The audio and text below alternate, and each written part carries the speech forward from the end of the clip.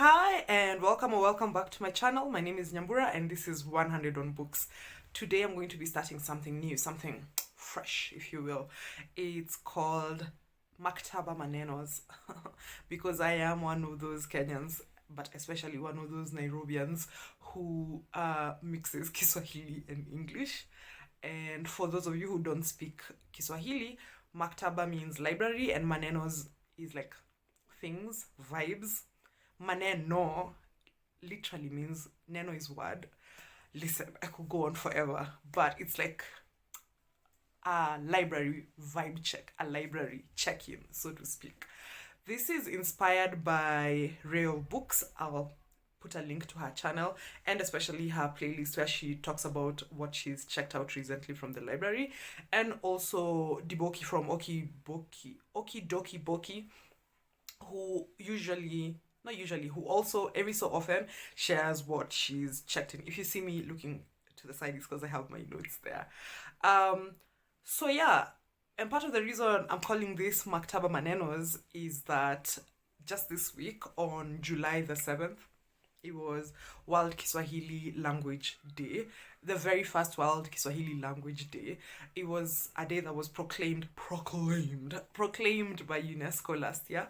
And it was pretty exciting because if you've grown up where I've grown up, I mentioned this before, I live in Kenya and I was born and brought up here.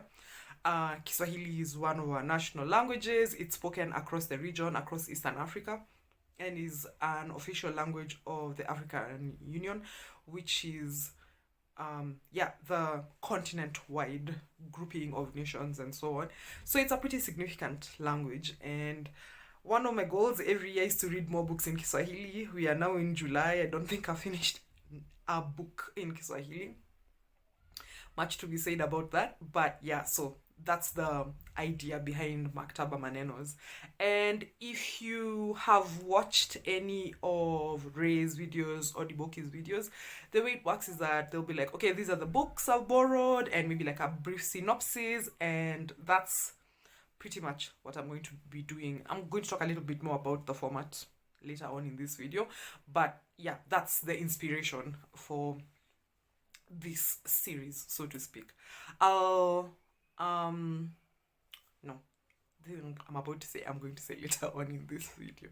I have a script, but going off script is basically a way of life for me. Anyway, so I wanted to talk a little bit about like my relationship with libraries. I've been going to libraries since I was a child. If you grew up in Nairobi, you probably know about the Kenya National Library, the Nairobi Area Library. That's part of the Kenya National Library Service. That's in an area called Community. I went there very often as a kid, and I still go there. I'm still a member of the Nairobi Area Library.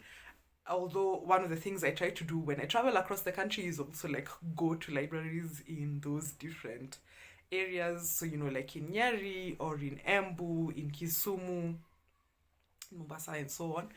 And it's just a fun way to see the country, to see the choices that are being made, the library choices that are being made, the design, the look and feel, and so on. And that's one thing. Another thing about me and libraries is that, again, if you live in Kenya, you know that we don't get a lot of contemporary titles here, partly because libraries are not very well funded, and that's something which I hope is going to change over time. Like, if I ever went into politics or policy work, it would probably be for libraries, or for something related to like literacy and access to books for children, especially.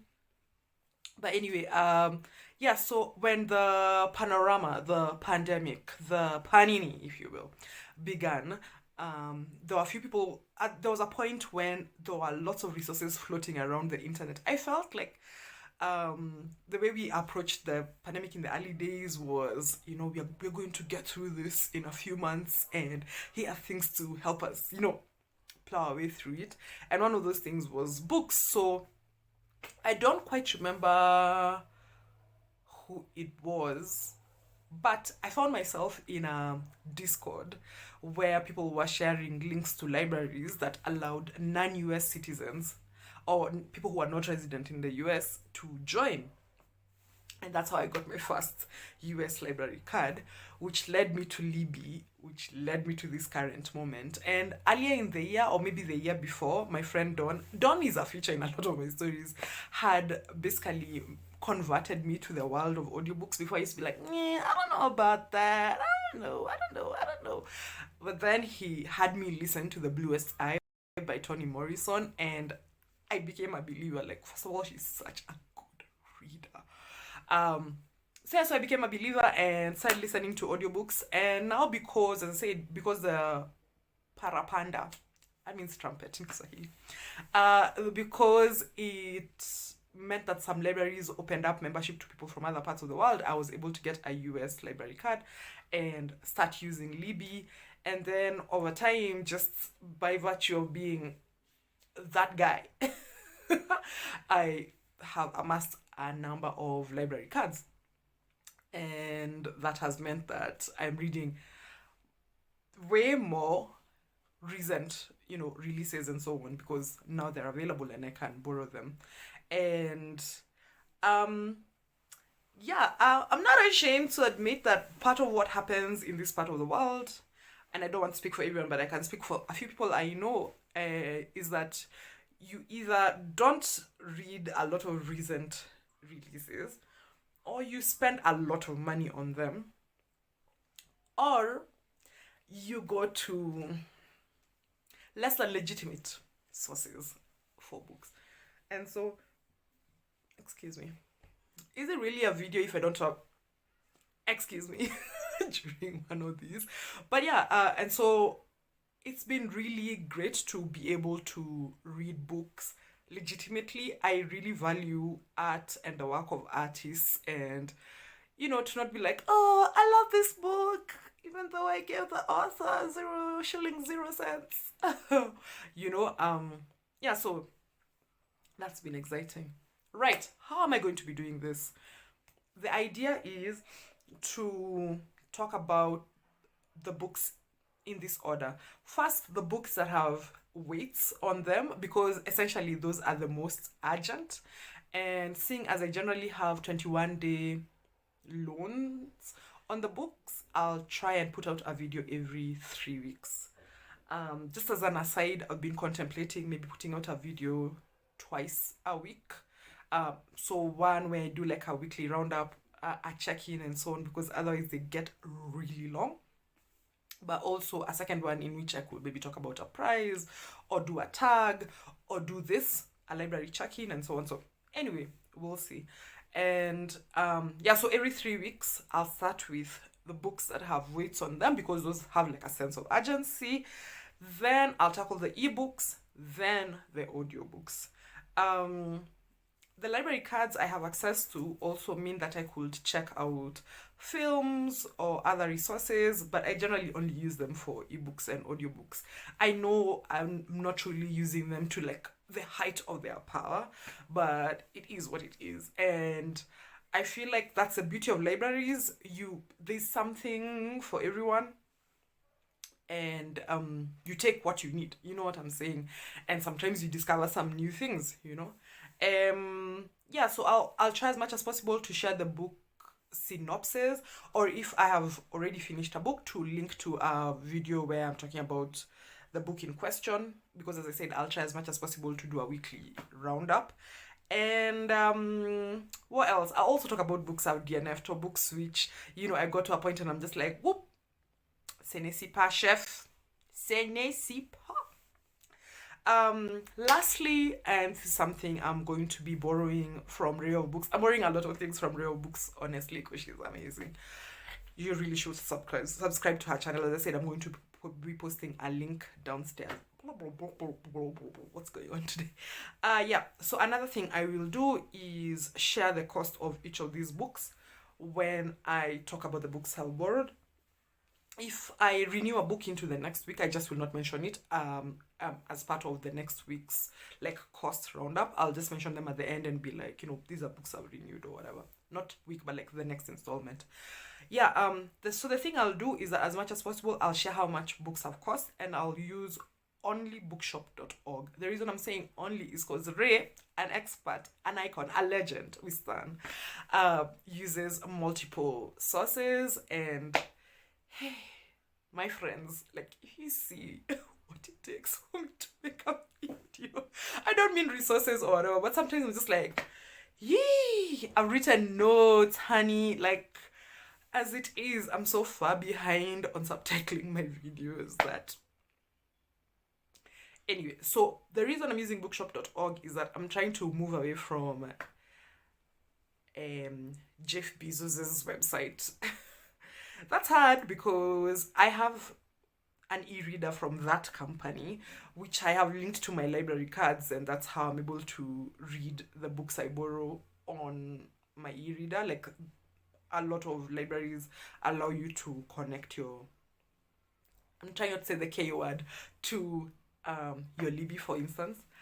But yeah, I'm using bookshop.org, just as a way to support independent bookshops, and also because if I tried to use the cost here, it would be impractical because I generally cannot find, say, 50% or more of the books that I am reading in local bookshops. I'd have to go and maybe order them from a local bookshop. And like, I don't want to put anyone through the trouble of being like, hey, do you mind sending me a quote for these books, which I'm not going to buy because sometimes I'm not crazy about them. Like, part of the reason I use libraries is as a way to essentially curate and like sift through books that I'm interested in, because I think I've mentioned this before, books can be really pricey here.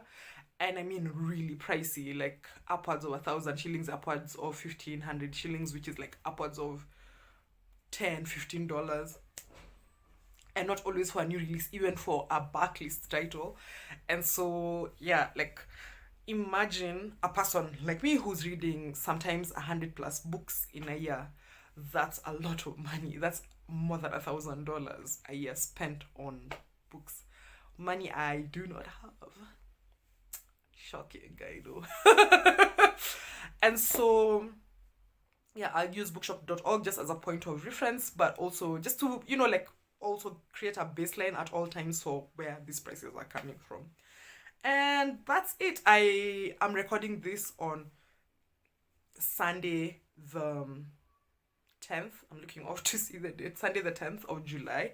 Tomorrow is a public holiday in Kenya because it's when Eid al-Adha, which is an Islamic holiday, is officially being marked, as in the government holiday is on Monday. Most people celebrated it yesterday on the 9th.